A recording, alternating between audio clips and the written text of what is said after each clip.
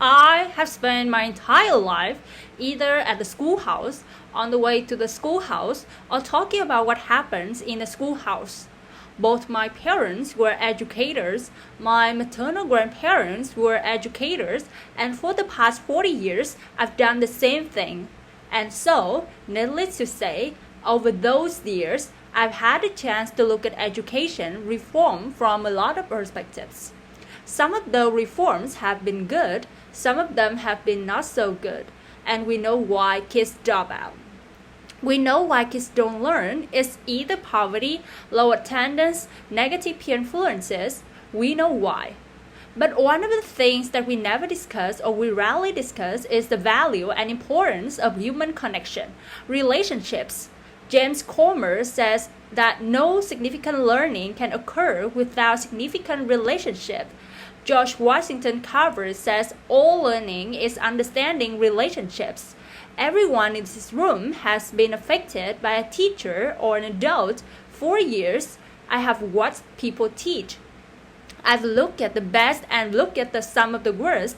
A colleague said to me one time, they don't pay me to lie the kids. They pay me to teach a lesson. The kids should learn it.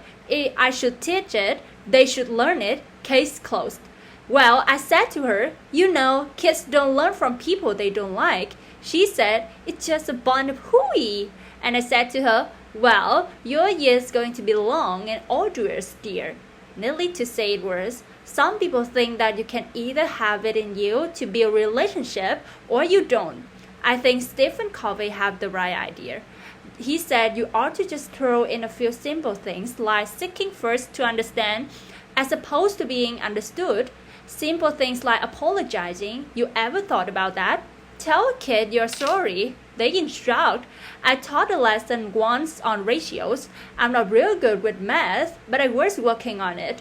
And I got back and looked at that teacher edition.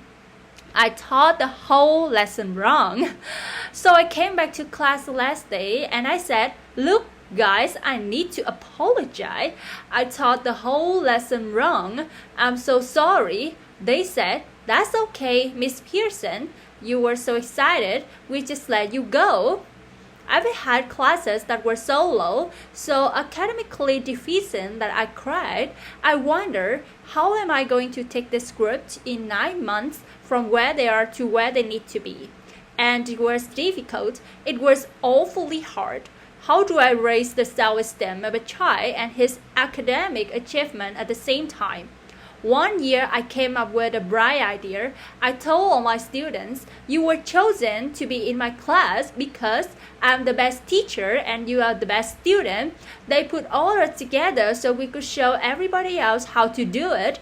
One of the students said, really? I said, really?